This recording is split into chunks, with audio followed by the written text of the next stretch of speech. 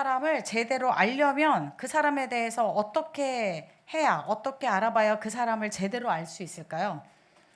제가 저희 엄마가 임영웅 팬이시거든요.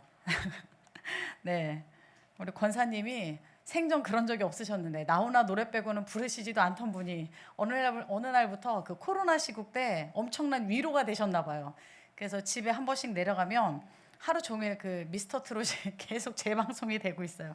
임영웅 팬이에요. 자, 임영웅 팬들은 임영웅의 생일을 알겠죠? 임영웅 생일이 언제인지 아시는 분? 저도 어제 알았어요. 오늘이더라고요. 예, 오늘이 예수님 생일보다 더 반가우신가 봐요.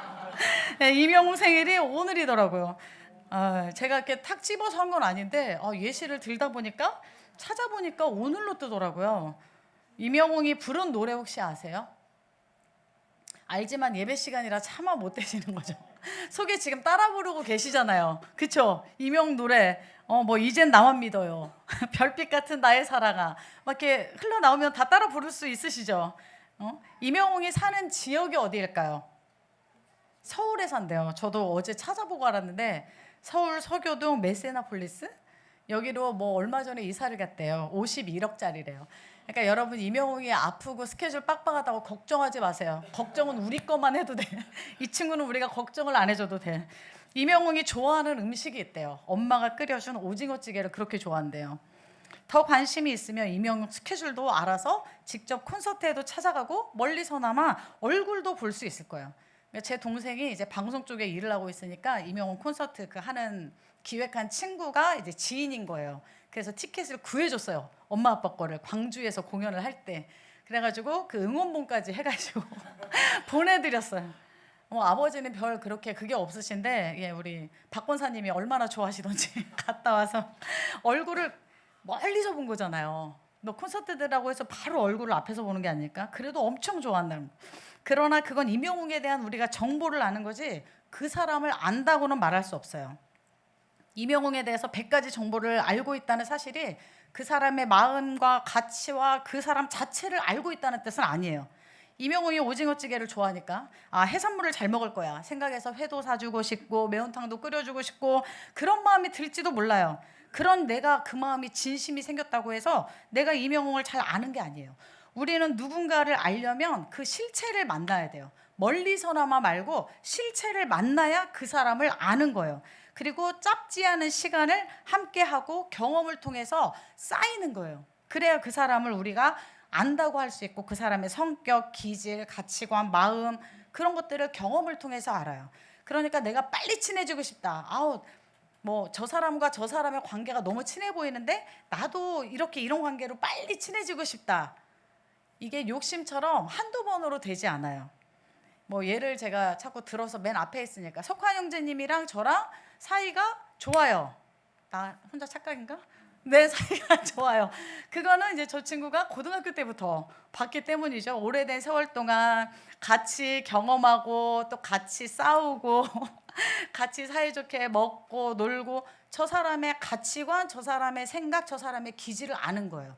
그리고 저 친구도 저에 대해서 어느 정도 알겠죠. 그러니까 서로 알아가는 그 시간과 경험을 통해서 우리가 서로 아는 거예요. 그렇다면 교회를 다니고 예배를 드리지만 우리는 하나님이 어떤 분인지 잘 알고 있을까요? 여러분들이 자주 가는 곳이 어딜까요? 자주 가는 어떤 뭐 장소가 있다고 해서 그곳에서 자꾸 만나는 사람을 잘 알아요? 때로는 잘 몰라요. 회사에서 만나는 사람을 날마다 얼굴 보고 인사하지만 다 잘 알아요? 아니죠. 그 사람하고 부대끼고 뭔가 경험을 통해서 알게 되는 거잖아요. 같이 밥이라도 한 끼 먹고. 그러니까 저도 얼마 전에 진짜 마음에 깊이 회개를 했어요. 이제 제가 그분에게는 직접 말은 못했지만 제가 회개를 한 게 저희 그 집들이 집 이사 예배 때 이제 오셨던 우리 성도님들이 계신데 제가 깊은 얘기 뭐 하하호호 얘기 밥 먹는 거 처음 먹은 거예요. 문미경 자매님한테 엄청 미안하더라고요. 그럴 기회가 없었어. 깊게 뭔가 그래도 얘기하고 어떤 상황, 어떤 생각을 가지고 계시구나. 그리고 제가 어떤 사람인지도 좀 보여주고 이런 사람인지 처음 알았다고 하시더라고요. 그래서 이런 과정이 있었어요. 그러니까 이렇게 경험을 통해서 아는데 그러면 하나님도 우리가 멀리서 보는 사람 말고 하나님을 멀리서 목사님이 막 설교할 때 내가 듣는 사람 말고, 듣는 분 말고, 그리고 누가 뭐 하나님 만났다더라 뭐 이런 간증 말고, 우리도 하나님과 경험이 있어야, 하나님과 사귐이 있어야 하나님을 아는 거예요. 많이 만났다고 해서, 예배를 많이 오고 교회를 오래 다녔다고 해서 하나님을 아는 건 아니에요. 오늘 하나님의 말씀을 통해서 하나님과 만나고, 또 어떤 마음으로 하나님이 우리를 보고 계시는지 그 실체를 깨닫는 시간이 되시길 바랍니다. 하나님께서는 자신의 계획을 이룰 도구 정도로 인간을 창조하시고 계획하신 게 아니에요. 하나님은 사랑이시기 때문에 그 사랑을 함께 나누고, 사귐이 있는 형상을, 나를 닮은 사랑하는 존재, 사귐이 있는 존재로 우리를 만드셨는데, 그 증거가 바로 말씀에 써 있습니다. 창세기 2장 7절에서 8절 말씀입니다. 창세기 2장 7절에서 8절. 네, 같이 한번 읽어보겠습니다. 시작. 주 하나님이 땅의 흙으로 사람을 지으시고 그의 코에 생명의 기운을 불어넣으시니 사람이 생명체가 되었다. 주 하나님이 동쪽에 있는 에덴의 동산을 일구시고 지으신 사람을 거기에 두셨다. 아멘. 8절에 일구시다라는 말이 있어요. 이 일구시다는 말은 하나님이 천지를 창조하실 때 창조하셨다는 말과 같은 단어예요. 그러니까 하나님이 창조하셨다예요. 에덴 동산에 일구셨다는 게 하나님이 창조하신 어떤 일정 지역에 집을 만들고 마을을 하나님이 형성시켜 주셨다 정도가 아니라 창조하셨다예요. 에덴 동산을. 천지를 창조하신 것이 하나님의 큰 계획이었죠. 그리고 그 안에 피조물들, 모든 피조물들을 위해서 천지를 창조하신 거니까, 천지창조 창세기 1장 2장은 뭔가 나하고 직접적인 연관성이 없어 보여. 그래서 하나님의 사랑을 잘 못 느낄 수도 있어요. 왜 우리도 그러잖아요. 핸드폰 열어서 보시면 단체 카톡 엄청 와 있죠. 단체 카톡이 막 많이 와 있어요. 그러면 그 글을 읽을 때 교회에서 단체 카톡 퀴즈입니다. 오늘 아침에 교회 단체 카톡에 내용이 올라갔습니다. 보고 기억하시는 분. 제가 2가지를 올렸는데 보고 기억하시는 분. 안 보신 분들도 계시죠. 기억한대. 역시 꼼꼼하다. 제가 2가지를 올렸어요. 일단은 에어컨은 모두를 위한 것이니 끄지 마세요. 추우신 분이 옷을 가지고 오세요.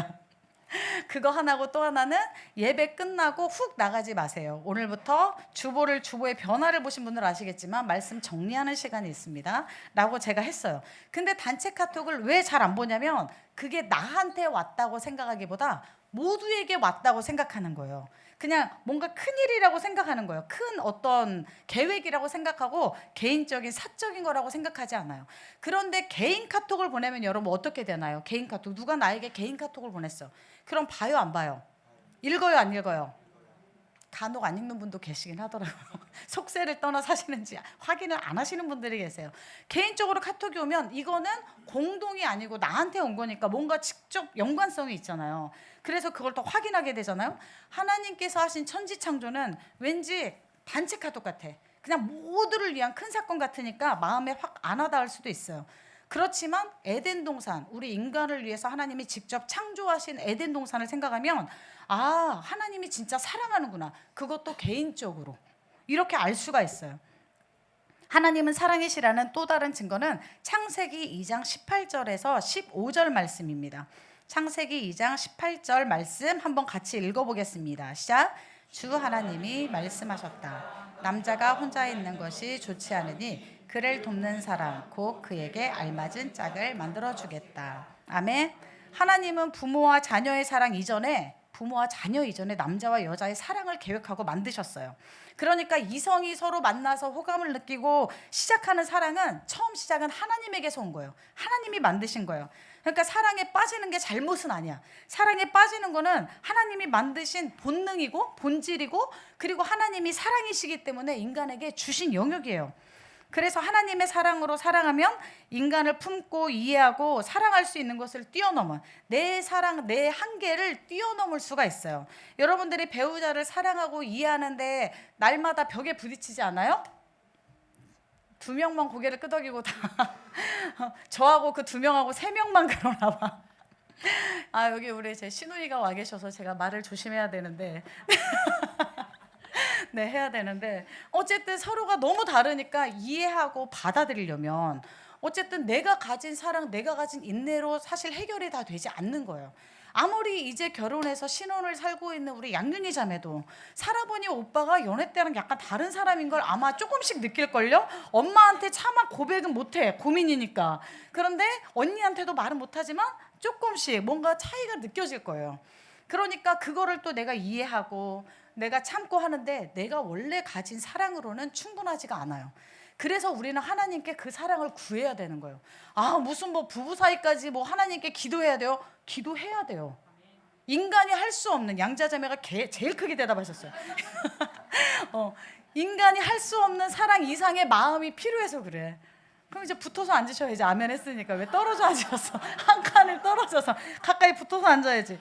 인간이 할 수 없는 것 이상으로 내가 포용하고 이해하고 받아들이고 서로가 그런 과정이 필요하기 때문에 하나님의 사랑이 필요해요.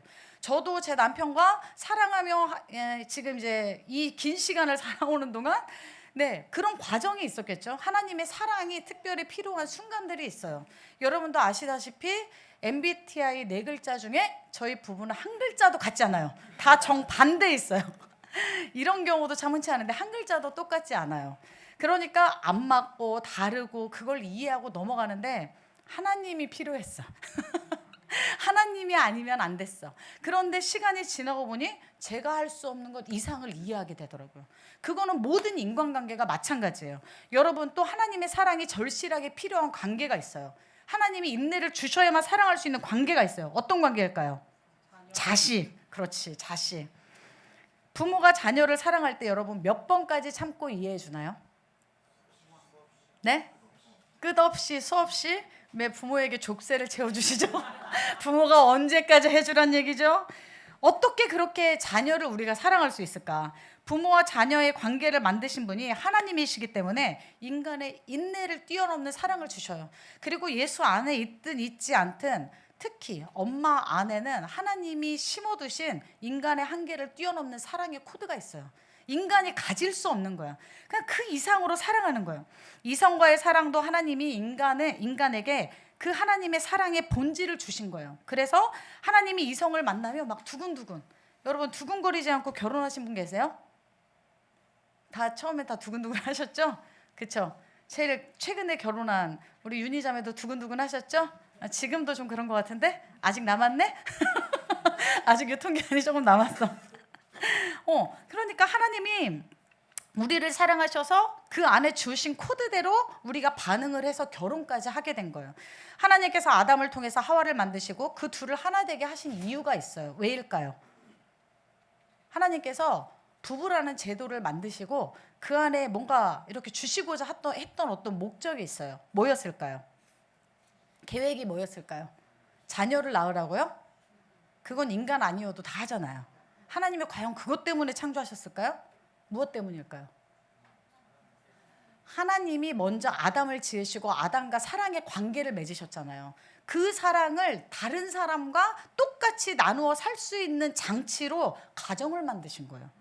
하나님의 사랑이 더 풍성하게 나누어져서 너의 삶이 더 풍성해져라.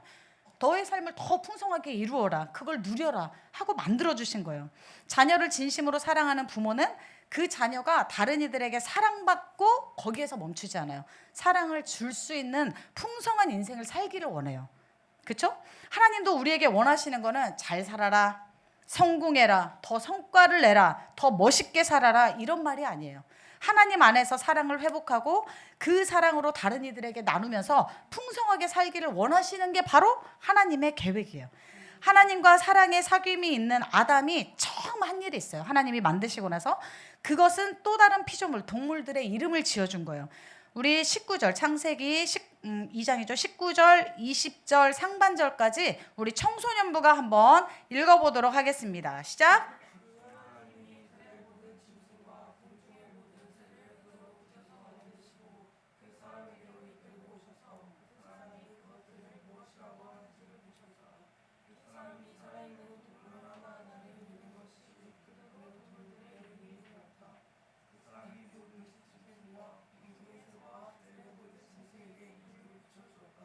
아멘. 네, 전 세대를 통틀어 제일 피곤한 세대네요. 목소리가 제일 피곤해요. 제일 지쳤네요. 밤새 애들이 서울대 가려고 공부를 해가지고 애들이 너무 지쳐서 왔어. 힘을 줘야 돼 우리가. 누군가에게 이름을 지어주고 불러주는 게 사랑입니다. 저희 집에 고양이가 3마리 있는데 제가 야! 너! 이놈! 이렇게 부르지 않습니다. 각자의 이름을 붙여주고 그렇게 불러줍니다. 왜냐하면 애정이 있기 때문이에요. 아이를 낳고 이름을 고민할 때 부모가 막 숙제를 하는 것 같으세요. 뭔가 막 이름 지어주는 과정이 막 기다려지고 사랑이 있어요. 자식 이름을 숙제처럼 짓는 부모는 없어요. 아, 빨리 나서 얼른 해치우고 난 내 할 일 해야 되니까 이름을 대충 빨리 지어야겠다. 숙제다. 이렇게 생각하는 사람이 없어요. 이름은 애정이 있어야 붙여줄 수 있는 거예요. 저도 저희 교회 아이들 이름 가지고 고민하는 부모님들이 있으면 같이 고민하고 기도하고 이름을 지어줄 때가 있습니다. 아직 태어나지도 않았어. 눈앞에 실체도 없어. 오늘도 실체가 없네? 실체가 없어. 그렇지만 그 마음에 애정이 있으니까 그 이름을 고민하게 되고 기도하게 되고 이름을 함께 지어줍니다. 아담은 하나님과 나눈 사랑이 있었기 때문에 동물들의 이름을 지어주는 게 숙제나 뭐 완성해야 되는, 성공해야 되는 그런 일로 생각하지 않았어요.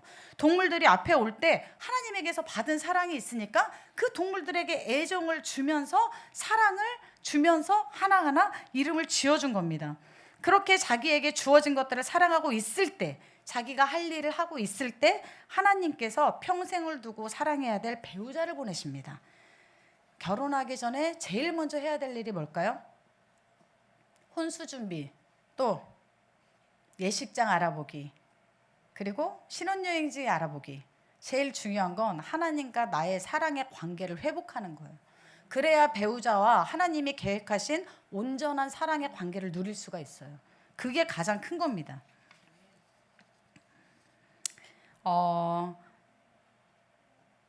청년부가 이번에 읽어볼 건데요. 20절부터 25절까지 우리 청년부가 청소년보다 덜 피곤한 목소리로 읽어줬으면 좋겠어요. 우리 같이 한 목소리로 읽겠습니다. 시작. 그러나 그 남자를 돕는 사람 곧 그의 짝이 없었다. 그래서 주 하나님이 그 남자를 깊이 잠들게 하셨다. 그가 잠든 사이에 주 하나님이 그 남자의 갈빗대 하나를 꽂고 그 자리는 살로 메우셨다. 주 하나님이 남자에게서 뽑아낸 갈빗대로 여자를 만드시고 여자를 남자에게로 데리고 오셨다. 그때 그 남자가 말하였다. 이제야 나타났구나 이 사람. 뼈도 나의 뼈, 살도 나의 살. 남자에게서 나왔으니 여자라고 부를 것이다. 그러므로 남자는 아버지와 어머니를 떠나 아내와 결합하여 한 몸을 이루는 것이다. 남자와 그 아내가 둘 다 벌거벗고 있었으나 부끄러워하지 않았다. 아멘.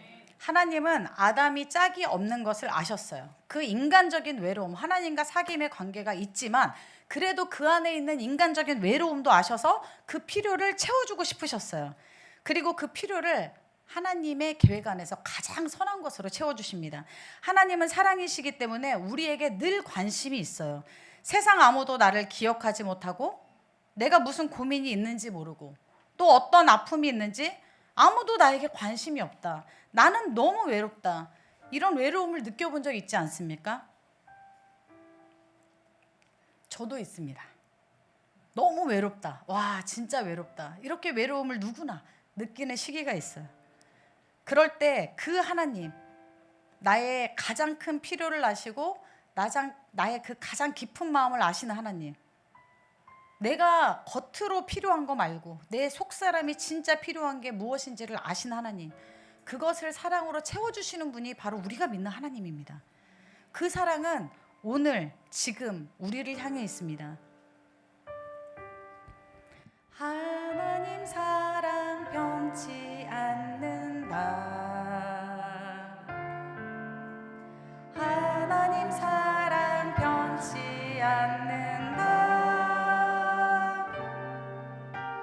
세상 다 변하고 날 버린다 해도 하나님 사랑 변치 않는다. 하나님 사랑 변치 않는다. 하나님 사랑 변치 않는다. 하나님 사랑 변치 않는다.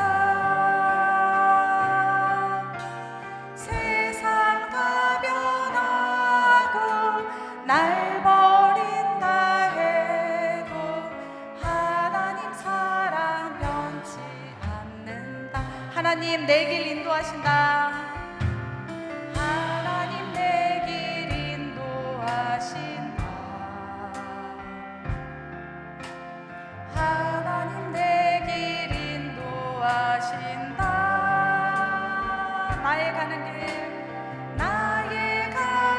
길 다 주님께 있으니 하나님 내 길 인도하신다. 오늘 이 사랑의 고백처럼 하나님께서는 우리를 향한 사랑이 변치 않으세요. 가끔 우리는 변해요. 인간이니까 우리는 변할 수 있고 실망할 수 있고 길을 잃을 수도 있어요. 그런데 하나님은 속성이 절대 변하지 않으셔. 하나님은 늘 한결같은 분이십니다. 그 하나님이 우리를 향해 있어요. 하나님이 사랑이시고 우리를 사랑하셔. 그런데 그 이유가 뭘까요? 하나님이 우리를 왜 사랑하실까요? 하나님이 우리 태혁이를 왜 사랑하실까요? 태혁아, 하나님이 왜 사랑하시지? 일단 잘생겨서. 그리고 하나님이 왜 사랑하실까요? 마음이 예뻐서. 잘 웃어서. 저 표정을 여러분에게 보여드리고 싶은데 저만 봐서. 하나님은 하나님의 사랑에는 자격을 묻지 않아요. 여러분이 우리가 자녀를 낳고 사랑할 때 자격을 묻습니까? 아, 네가 키가 조금만 더 컸더라면 내가 더 사랑할 걸. 네가 조금만 더 날씬했더라면 내가 좀 더 사랑할 수 있었을 텐데. 네가 공부를 요만큼만 더 잘했으면 내가 2배 정도는 더 사랑할 수 있었는데. 우리가 자녀를 보고 그렇게 사랑을 따지나요? 따지지 않죠. 그런 것처럼 하나님은 우리에게 사랑을 주시고 그 사랑의 자격을 우리에게서 따지지 않으세요. 하나님이 우리를 만들고 하나님의 피조물이니까 책임감으로 사랑하시는 게 아니에요. 하나님이 그런 책임감으로 우리를 기억하시는 분이 아니에요. 신명기 7장 7절에서 10절 말씀입니다. 청소년, 청년까지 갔으니까 이제 어디가 읽어야 될까요? 그렇죠. 장년부가 읽어야 되겠죠. 세상의 삶의 어깨에 제일 무겁지만 그래도 청소년들에게 희망이 되주기 위해서 우리가 밝은 목소리로 신명기 7장 7절에서 10절 말씀 같이 읽겠습니다. 시작. 주님께서 당신들을 사랑하시고 택하신 것은 수가 더 많아서가 아닙니다. 오히려 당신들은 모든 민족 가운데서 수가 가장 적은 민족입니다. 그런데도 주님께서는 당신들을 사랑하시기 때문에 당신들 조상에게 맹세하신 그 약속을 지키시려고 강한 손으로 당신들을 이집트 왕 바로의 손에서 건져내시고 그 종살이하던 집에서 이끌어 내주신 것입니다. 그러므로 당신들은 주 당신들의 하나님이 참 하나님이시며 신실하신 하나님이심을 알아야 합니다. 주님을 사랑하고 주님의 계명을 지키는 사람에게는 천대까지 언약을 지키며 또 한결같은 사랑을 베푸시는 신실하신 하나님이심을 알아야 합니다. 그러나 주님을 미워하는 사람에게는 당장에 벌을 내려서 그를 멸하십니다. 주님께서는 자기를 미워하는 사람에게는 징벌을 늦추지 아니하십니다. 아멘, 아멘. 하나님이 우리를 선택하시고 사랑하신 이유는 하나님의 성품 속성이 사랑이기 때문이에요. 그분이 사랑이시기 때문에 사랑을 주는 거지 우리가 어떤 자격이나 조건을 갖추었기 때문에 우리를 사랑하시는 게 아니고 우리를 통해서 하고자 하는 일이 있어서 목적과 계획이 있어서 우리를 사랑하시는 게 아니에요. 이스라엘 백성들을 택하신 것도 다른 민족보다 더 뛰어나서가 아니에요. 그들이 더 죄가 더 없어서가 아닙니다. 8절 말씀처럼 사랑하기 때문에 그들을 고통 속에서 구해주신 거예요. 우리를 죄에서 구하시고 우리를 문제 가운데서 구해주시기를 원하시는 하나님은 하나님 속성 자체가 하나님이 가지신 성품 자체가 신실하신 사랑이기 때문이에요. 그래서 하나님께 가까이 가면 갈수록 그분의 신실한 사랑을 더 깊이 경험할 수가 있는 것입니다. 마음이 따뜻한 사람에게 가까이 가면 갈수록 우리는 마음의 따뜻함을 느껴요. 또 마음에 여유가 있는 사람에게 가까이 가면 갈수록 나도 그 여유를 받게 되고 전해지게 됩니다. 우리가 자꾸 애기들 옆으로 가는 이유가 뭘까요? 애기들을 만지고 싶고 애기들한테 말 걸고 싶고 애기들 눈빛 한번 받고 싶고 관심 한번 받고 싶고 우리가 왜 애기들 옆으로 자꾸 갈까요? 왜 그럴까요? 순수해서 애들이 너무 순수해서 또 태혁이는 안 간대요. 난 애기 싫은데요. 네, 우리가 왜 자꾸 특히 어르신들, 애들 보면 눈길이 이렇게 따라가 계셔. 이렇게 애들이 걸어가면 눈이 이렇게 같이 따라가. 근데 입으로는 웃고 있어. 웃으면서 이렇게 따라가. 그리고 한번 만지고 싶고 이쁘다 하고 싶고. 왜 그럴까요? 인간에게 가장 생기가 넘치는 시기예요. 그냥 존재 자체가 생기야. 그런데 나이가 들어가면 생기가 그러니까 자꾸 만져보고 싶고 생기가 가득한 너를 생기를 가져오지는 못해요, 여러분. 무슨 기를 빨아들이듯이 이거는 못해. 하지만 뭔가 생기를 나도 느껴보고 싶고. 그래서 더 어른이 되면 젊을 때는 화초를 많이 죽이지만 나이가 점점 들어가면 꽃이 이쁘고 난이 이쁘고 내가 뭔가 공원에 가 있고 싶고 이렇게 나무 밑에 가 있고 싶고. 왜요? 생기가 받고 싶어서, 생기를 그리워해서 그렇게 가게 되잖아요. 그러면 우리가 그 현장에 가고 그 사람을 만나면 그것들을 느낄 수가 있어요. 그 사랑을 느낄 수가 있고 그 생기를 느낄 수가 있어요. 하나님에게도 마찬가지입니다. 하나님에게 가까이 가면 갈수록 우리는 그 생기를 경험할 수가 있어요. 그래서 우리가 조금 더 내 마음이 좀 힘들고 그럴 때 여러분이 찾아가는 대상을 가만히 생각해 보세요. 나한테 촌절살인을 하는 사람에게 많이 갈까요? 뭔가 마음의 여유를 갖고 내 시선을 좀 돌려줄 수 있는 사람에게 많이 갈까요? 때로는 촌절살인도 필요하긴 하지만 늘 그 사람은 찾아갈 수가 없어요.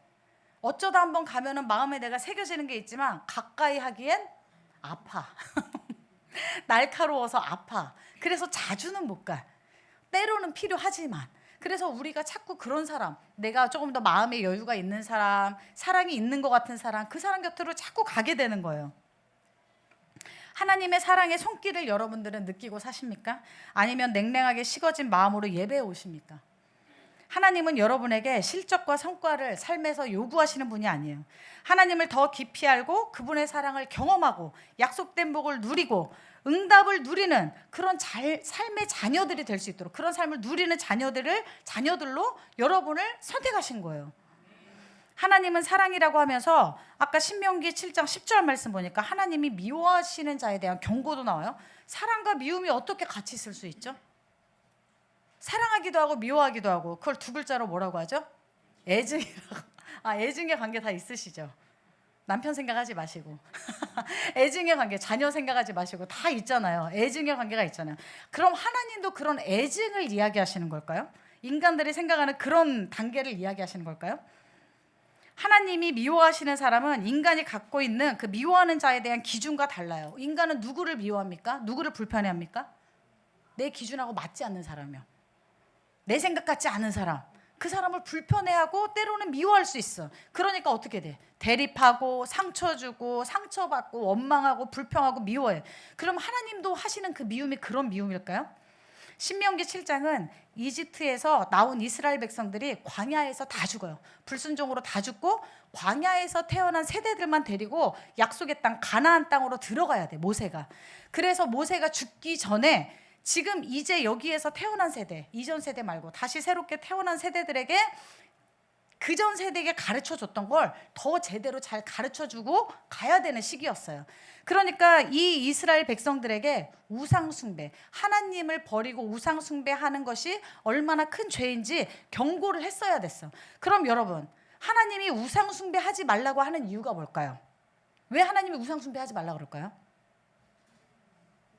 하나님이 질투가 많아서.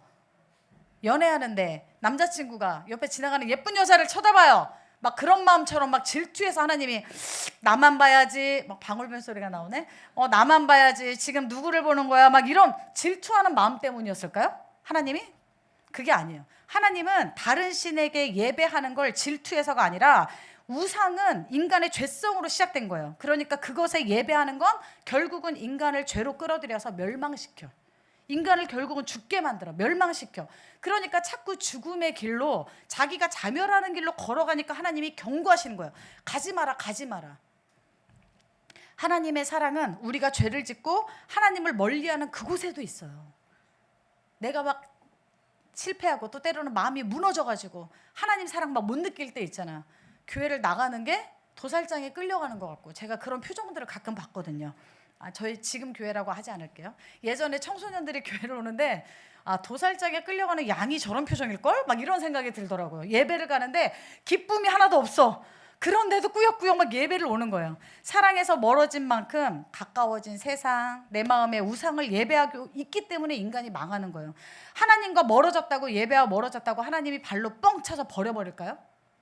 하나님은 그런 하나님이 아니에요. 자식이 속삭일 때 자식을 발로 뻥 차서 버리시나요? 물론 화가 나니까 너를 내가 서류에서 빼겠다. 이제 더 이상 너랑 나랑 법적인 관계가 아니다. 뭐 이렇게 험한 말 하지만 결국은 미안해 엄마 하면 또 받아주는 게 부모잖아요. 하나님도 그 마음이신 거예요. 하나님이 뻥 차는 게 아니야. 내가 불편하고 내가 하나님이 그럴 거라고 착각을 하는 거예요. 오해를 하는 거예요. 하나님과 예배에서 멀어진 만큼 내가 가까이 간 그것이 나를 망하게 하는 거지 하나님이 망하게 하는 게 아니에요. 네가 나랑 멀어졌어? 너 요즘 예배 뜸하더라? 누구 들으라고 하는 얘기 아니에요? 그냥 원구대로 하는 거예요? 오해하지 마세요. 예배랑 멀어지고 하나님이랑 그렇게 멀어졌어? 그러니까 하나님이 내가 너를 이제부터 하는 일마다 안 되게 해줄 거야. 내가 너를 아주 혼내줄 거야. 이건 오해예요. 설령 내가 예배와 멀어지고 교회와 멀어지고 하나님과 멀어져서 만나게 되는 어려움이 있다면 그건 하나님이 주신 게 아니에요. 하나님의 사랑의 보호 밖에 나갔기 때문에 그곳에 있는 걸 만난 거예요. 사랑하며 누리던 자유가 멀어지고 오해하기 시작하면 신앙생활도 짐이 되고 교회에서 봉사하던 것도 족쇄가 되고 다 무겁게 느껴져요. 그 마음을 미가서에 이렇게 잘 표현해놨어요. 미가서 6장 6절에서 8절 말씀입니다. 미가서 6장 6절에서 8절 같이 한번 읽어보겠습니다. 시작. 주님 앞에 나아갈 때 높으신 하나님께 예배를 드릴 때 무엇을 가지고 가야 합니까? 번제물로 바칠 수천 마리의 양이나 수만의 강줄기를 채울 올리브 기름을 드리면서 주님께서 기뻐하시겠습니까? 내 허물을 벗겨주시기를 빌면서 내 맏아들이라도 주님께 바쳐야 합니까? 내가 지은 죄를 용서하여 주시기를 빌면서 이 몸의 열매를 주님께 바쳐야 합니까? 주님께서 이미 말씀하셨다. 주님께서 너에게 구하시는 것이 무엇인지도 이미 말씀하셨다. 오로지 공의를 실천하며 인자를 사랑하며 겸손히 내 하나님과 함께 행하는 것이 아니냐. 아멘. 6절에서 7절 말씀처럼 마치 하나님이 이렇게 살라고 요구하시는 것처럼 생각이 되니까 예배드리는 것도 교회에서 봉사하던 것도 섬기는 것도 다 무겁게 느껴져요. 그래서 미가서 6장 6절에서 7절 말씀 보면서 이렇게 생각하는 거예요. 그래요 하나님, 그래서 이렇게 살라는 거예요? 하고 마음에 반감이 생기는 거예요. 그러니까 하나님께 나아가려면 내가 무조건 막 다 용서하고 이해하고 이 무거운 짐을 나 혼자 다 짊어지라는 거예요? 내가 혼자 다 하라는 거예요? 그래서 내가 이걸 용서받으려면 하나님께 헌금을 이만큼 하라는 거예요?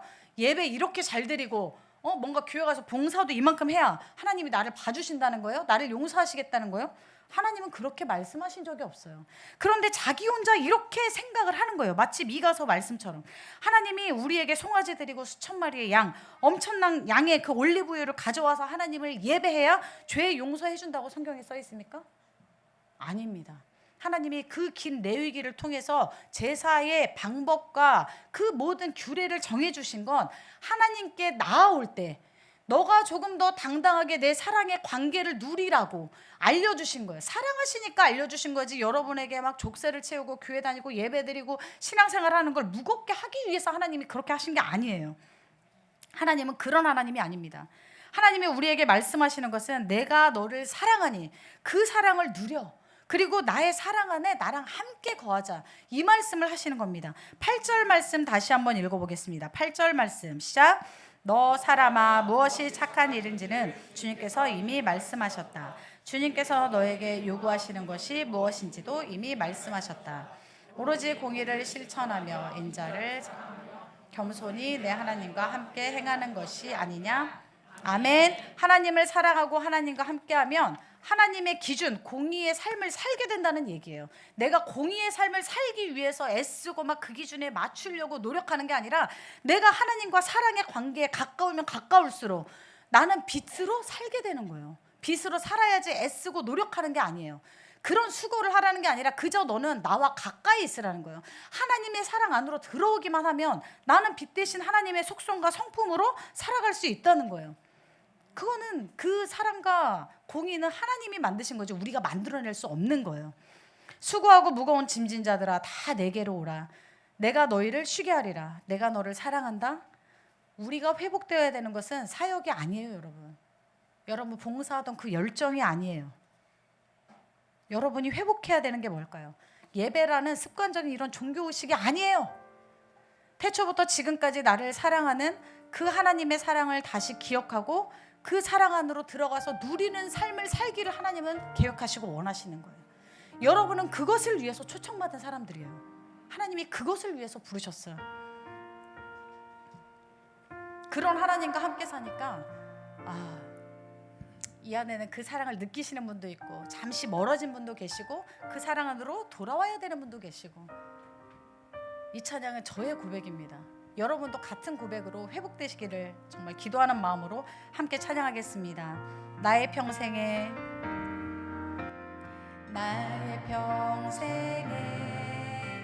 가장 복된 일은 내가 예수님을 만난 것이라. 나의 평생에 가장 잘한 일은 내가 예수님을 주로 섬긴 것이라. 이 세상 살 동안 내가 걷는 길이 때론 험하여서 넘어질 때도 주의 강한 손이 나를 붙드시니 나는 예수님만 주로 섬기며 살리. 나는 주를 섬기는 것에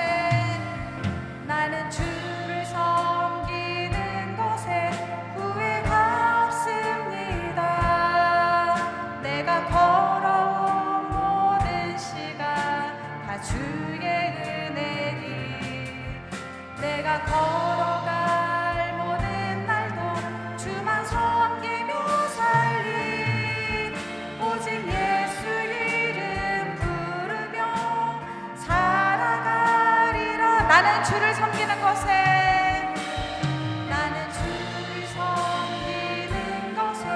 후회가 없습니다.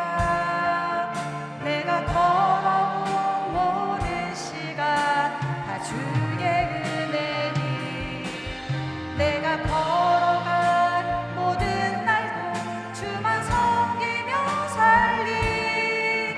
오직 예수 이름 부르며 살아가리라. 아멘. 이것이 바로 우리의 간증입니다. 예수 믿는 자의 간증이에요. 저는 예수님이 없었으면 내가 어떻게 살고 있을까 정말 아찔하게 생각될 때가 많아요. 내가 예수님을 몰랐더라면 나는 어떻게 살고 있을까? 주님이 진짜 나와 함께 하시는 게 이렇게 기쁘고 감사하고 그리고 그 하나님이 나의 하나님인 게 너무 감사해요. 그래서 막 그거를 알려주고 싶어. 교회는 다니는데 생명도 없고 그냥 예배 형식으로 다니는 분들한테 그게 얼마나 기쁘고 누리고 사는 삶이 어떤 것인지 막 알려주고 싶어요. 제가 사는 삶이 누군가가 보기에는 헛돼 보이기도 하고 제가 사는 삶이 되게 버거워 보이기도 하나 봐요. 그래서 저희 우리 전도사님들한테 이제 배우자 이렇게 만날 때 이렇게 뭐 전도사나 신학생 이렇게 소개시켜 주려고 하면 한마디를 합니다. 나는 사모님처럼 못 산다고. 그래서 제가 말해줘요. 모든 사모가 이렇게 사는 건 아니다. 이렇게 사는 건 아니다. 그런데 그 어려움이 있지만 자세히 들여다보세요. 전 너무 재밌어요. 어제 저희 목장 모임을 했어요. 목장 모임 이제 일정이 제가 이제 미뤄져가지고 또 아기들도 아프기도 하고 해서 못 올 상황도 생기고 막 이러저러 해서 어제 이제 오후에 우리가 이제 만났어요. 막 급작스럽게 무슨 번개팅하는 것처럼 급작스럽게 막 정하고 해가지고 어제 오후에 저희 목장 모임을 했어요. 다들 힘들어요. 아기들이 아프니까 뭐 2, 3일씩 날 새고 잠도 못 자고 뭐 어제 밤에 뭐 응급실에 데리고 갔다 온 지체도 있고 그런데 꾸역꾸역 다 목장 모임에 와서 앉아 있는 거예요. 근데 저는 그게 너무 이쁜 거예요. 그리고 와가지고 뭐 아유 힘들어요 뭐 이런 말 할 수 있죠. 그런데 그 안에서 그 카페에서 한쪽 구석에서 돌아가면서 다 울어요. 다 눈물. 그러니까 누가 나눔을 하면 딱 울어요. 그러면 화장지가 옆으로 전달이 돼요. 그 사람 앞으로. 그럼 또 눈물을 닦아요. 그럼 좀 이따 또 옆 사람이 그럼 이쪽에 또 화장지가 또 전달이 돼요. 그 사람 앞으로 탁 또 울어요. 마지막까지 안 울고 있던 한 자매님이 계셨는데 이제 다 끝나고 집에 가려는데 혼자 나눔하다 또 울었어 마지막에. 그래서 또 그 자매에게 또 화장지가 마지막에 가서 딱 전달. 카페에서 그러니까 전달하고 같이 울어요. 결국은 깨닫는 게 우리의 힘든 삶 속에 하나님 아니었으면 나 진짜 어떻게 살았을까. 와, 나 이렇게 사는데 그냥 이게 일상의 반복이고 육신대로 이대로 살다가 나 죽었으면 어떻게 했을까. 와, 하나님이 있는 게 얼마나 감사한가. 이 지체들도 다 애기 엄마들이니까 저희 목장이 다 애기 둘셋 엄마들이잖아요. 그러니까 애기들하고 치이고 삶에 치이고 경제적인 문제로 또 치이고 막 일주일 내내 그렇게 살다가 이 목장 모임을 왜 이렇게 꾸역꾸역 찾아올까요? 다들 차 운전해서 와요. 저만 운전을 못해요. 다들 차 운전해서 멀리서 때로는 뭐 30분, 1시간을 이동해서 목장 예배를 오거든요. 왜 올까요? 내가 하나님의 사랑 아니면 죽을 것 같아. 그 사랑을 다시 맛봐야 돼. 이만큼이라도 맛을 봐야 되는데 내 안에선 짜서는 그게 안 나와. 근데 옆 사람, 앞 사람이 나누는 그 나눔에서 제가 그 하나님 사랑을 경험하는 거예요. 다시 감사가 회복되는 거예요. 그리고 다시 그래, 일주일 동안 동지들아, 우리 육아 동지들아, 으쌰 하나님 사랑 잃어버리지 말고 살자 으쌰 하고 또 가는 거예요. 그래서 어제 1시에 시작했는데 저는 정말 잠깐만 하고 갈 생각이었어요. 저희 집 옆이었으니까요. 저희 집 가까이에서 했어요. 1시에 시작했는데 5시 넘어서 끝났어요. 근데 이분들이 가면서도 그래, 이대로 끝나는 거 아쉽다. 우리 원래 카페 닫을 때까지 있었지 않냐. 하지만 아이가 아프니 다들 가정으로 돌아가시라. 이제 저도 말씀 정리도 해야 되고 다들 돌아가시라. 만약에 이게 아니었으면 저희는 저녁도 먹었을 거예요. 저녁도 먹고 더 오래 있었을 거야. 다 울면서, 한 사람씩 울면서. 다들 갈급한 마음이 누구에게나 다 있어요. 애기들 데리고 치열하게 그냥 저 안에서 하하호호하는 것 같지만 또 그들 나름대로도 또 치열함이 있어. 여러분의 삶에도 다 있다는 거 하나님은 아셔. 왜냐하면 하나님은 사랑이시라 관심이 있어서 모를 수가 없어. 와, 교회에서 나 모르는 것 같던데, 나 요즘 이런 일 있는데 교회에서 모르던데, 목사님 모르던데, 막 서운하고 섭섭하고 그러실 거 알아요. 그런데 교회나 목사님은 사람이라 완벽하지가 않아요. 여기서는 하나님 사랑만큼 퍼펙트한 게 나갈 수가 없어요. 그러니 여러분에게도 하나님의 사랑이 필요한 거예요.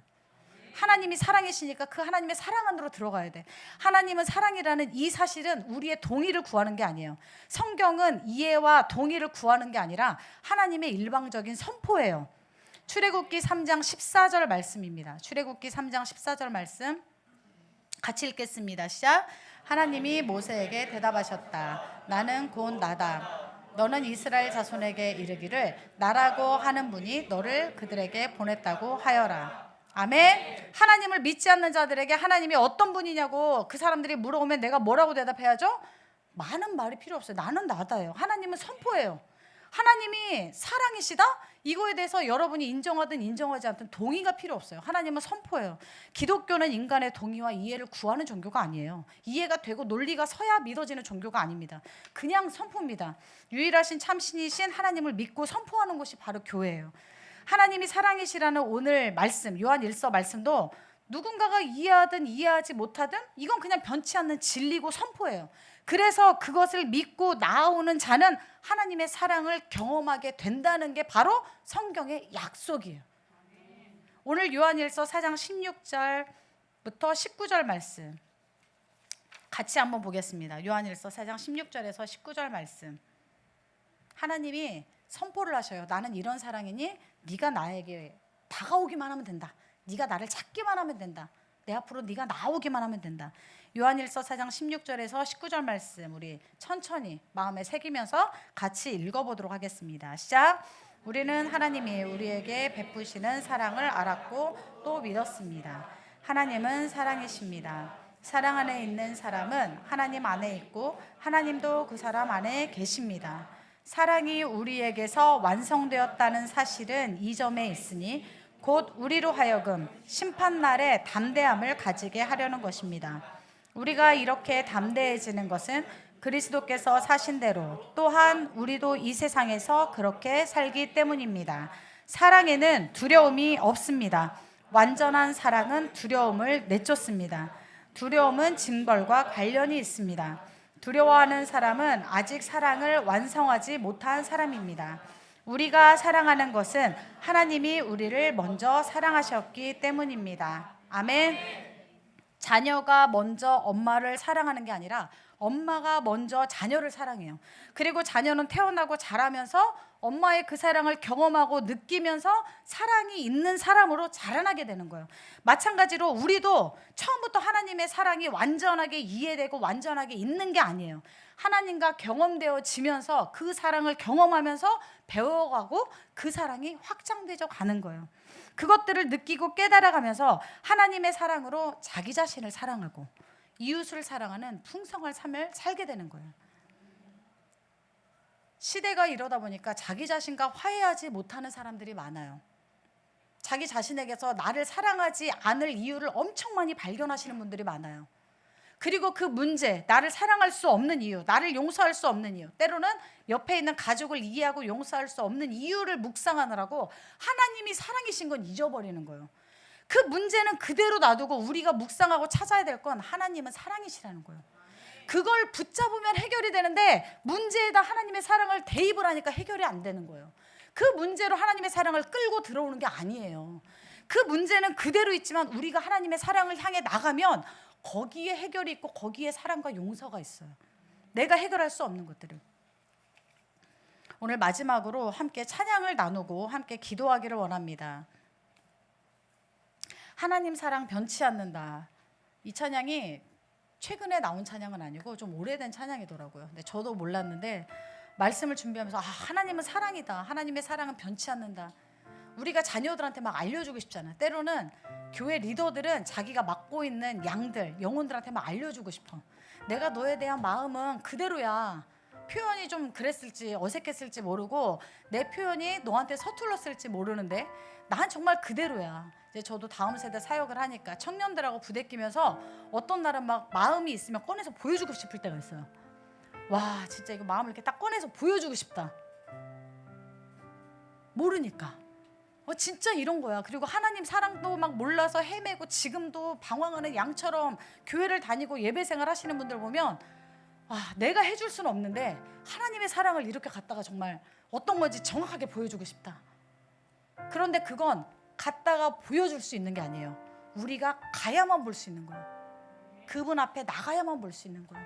그 변하지 않는 사랑, 그 사랑으로 회복하는 오늘 우리 죽군 성도님들이 되시기를 바랍니다. 하나님 사랑 변치 않는다. 하나님 사랑, 하나님 사랑 변치 않는다. 하나님 사랑 변치 않는다. 세상 다 변하고 날 버린다 해도 하나님 사랑 변치 않는다. 하나님 사랑 변치 않는다. 하나님 사랑 변치 않는다. 하나님 사랑 변치 않는다. 하나님 사랑 변치 않는다. 세상 다 변하고 세상 다 변하고 날 버린다 해도 하나님 사랑 변치 않는 하나님 내 길 인도하신다. 하나님 내 길 인도하신다. 하나님 내 길 인도하신다. 나의 가는 길 다 주님께 있으니 하나님 내 길 인도하시 반드시 기도 응답하신다. 반드시 기도 응답하신다. 반드시 기도 응답하신다. 반드시 기도 응답하신다. 때론 나의 뜻과 때론 나의 뜻과 다른 길이라도 반드시 기도 반드시 기도 응답하신다. 반드시 기도 응답하신다.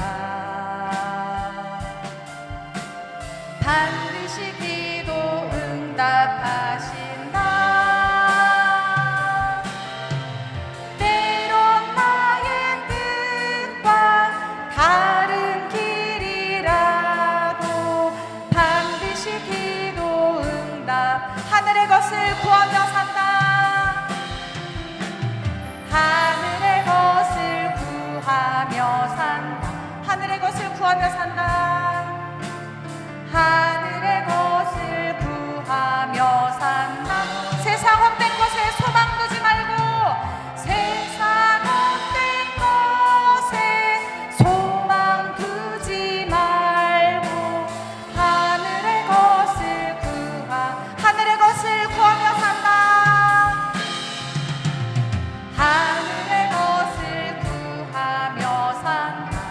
하늘의 것을 구하며 산다.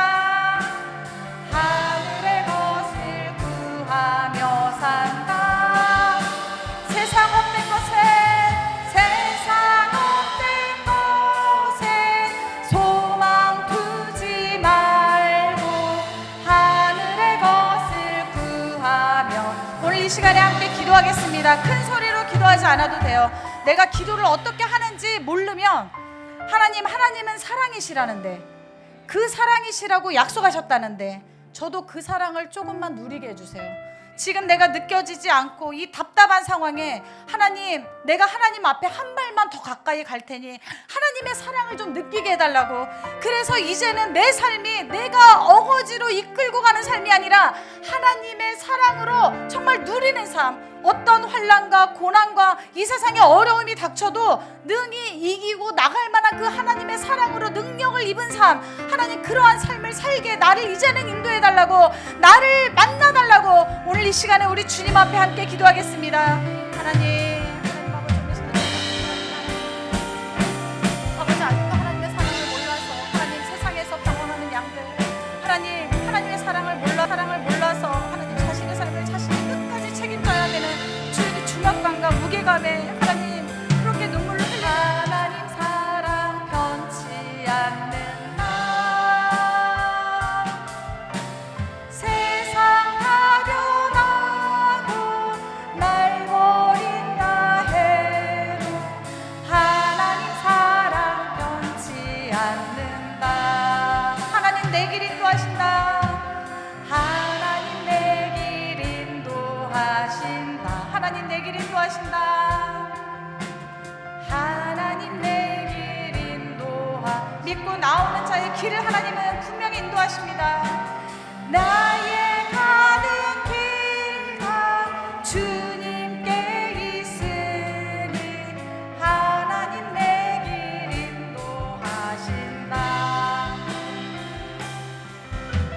오늘 이 시간에 이 찬양의 고백이 우리의 고백이고, 하나님, 우리가 방금 전에 기도한 이 모든 기도를 주님께서 들으셨을 줄 압니다.